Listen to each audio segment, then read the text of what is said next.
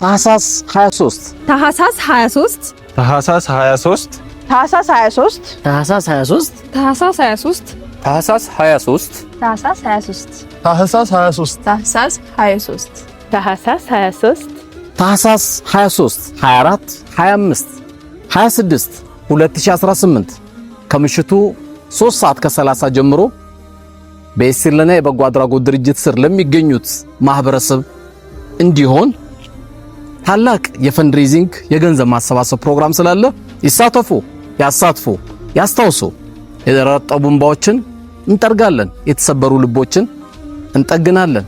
እርሶም በዚህ ታላቅ ጥሪ ላይ እንዲሳተፉና በየትኛውም አጋጣሚ መልእክቱን እንዲያደርሱ አደራችን ለርሶ ጥለናል። ታህሳስ 23 ምሽት 3 ሰዓት ከ30 ላይ በየሲርለና እንዲሁም በራሴ ቤት በቲክቶክ ፔጃችን ላይ እንገናኛለን። የሲርለና የበጎ አድራጎት ድርጅት